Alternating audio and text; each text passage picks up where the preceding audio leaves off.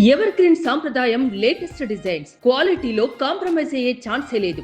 Ambati silks Vijayawada.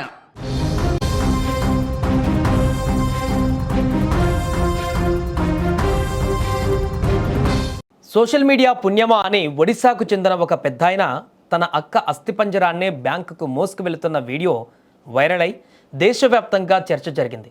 ఒడిశాలోని కియోంఝర్ జిల్లాలో ఒక గిరిజన వ్యక్తి తన సోదరి ఖాతా నుంచి డబ్బు విత్డ్రా చేసుకోవడానికి ఆమె మరణించినట్లుగా రుజువుగా ఆమె అస్థిపంజరాన్ని బ్యాంకుకు తీసుకువెళ్లిన సంగతి తెలిసిందే. ఈ వీడియో వైరల్ కావడంతో స్థానిక అధికార యంత్రాంగం పైన బ్యాంకు సిబ్బందిపై తీవ్ర విమర్శలు కూడా వచ్చాయి.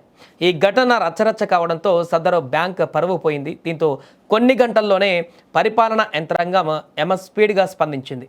ఒక్కరోజులోనే అన్ని ఫార్మాలిటీస్ని పూర్తి చేసి అతనికి తన అక్క ఖాతాలోని డబ్బులను చెల్లించింది. అతను డబ్బు తీసుకున్న వీడియోను విడుదల చేసింది. ఈ పనేదో ముందే చేసి ఉంటే పరువైనా దక్కి ఉండేది. అధికార యంత్రాంగం అలసత్వం, బ్యాంకు సిబ్బంది నిర్లక్ష్యం పైన పెద్ద ఎత్తున విమర్శలు వచ్చాక స్పందించడంతో మన దేశంలో ఏ పని త్వరితగతిన జరగదనేటువంటి విషయం మరోసారి రుజువు చేసినట్లయింది. ఒకవైపు ఆధునిక బ్యాంకింగ్ వ్యవస్థ, మరోవైపు అక్షర ముక్కరాని అమాయకత్వం. ఈ రెండింటి మధ్య నలిగిపోయిన ఒక పేదవాడి వేదన ఇది. ఒడిశాలోని కియోంఝర్ జిల్లాలో చోటు చేసుకున్న ఈ ఉదంతం వ్యవస్థలోని లోపాలను, సామాన్యుడి నిస్సహాయతను కళ్ళకు కడుతోంది. ఇక ఒడిశాలోని కియోంఝర్ జిల్లా మల్లిపోసి గ్రామానికి చెందిన జీతుముండా అనే గిరిజనుడి సోదరి కల్రాముండా 2 నెలల క్రితం మరణించింది. స్థానిక గ్రామీణ బ్యాంకులోని ఆమె ఖాతాలో 19,300 రూపాయల నగదు ఉంది.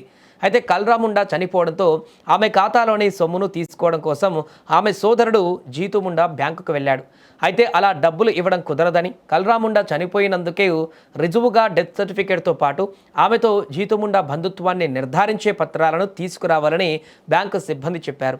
కల్రాముండా తన సొంత అక్కేనని, ఆమె నిజంగానే చనిపోయిందని ఎంత చెప్పినా వారు వినిపించుకోలేదు. ప్రాధేయపడ్డా వారు కనికరించలేదు. రూల్స్కు విరుద్ధంగా డబ్బులు ఇవ్వలేమని స్పష్టం చేశారు. నిరక్షరాస్యుడు అయినటువంటి జీతుముండాకు ఈ విషయాలేవి అర్థం కాలేదు. బ్యాంకు సిబ్బంది కూడా అర్థమయ్యేలా చెప్పలేదు. జీతుకు అర్థమైందల్లా తన సోదరి కల్రాముండా చనిపోయిందంటే బ్యాంకు వాళ్ళు నమ్మడం లేదు. సాక్ష్యం అడుగుతున్నారు. తన సోదరి చనిపోయిందని సాక్ష్యం చూపించకుంటే డబ్బులు రావని అర్థమైంది. దీంతో అప్పటికి బ్యాంకు నుంచి వెళ్ళిపోయిన జీతు ఈ నెల 27న కల్రాముండా సమాధి వద్దకు వెళ్ళాడు.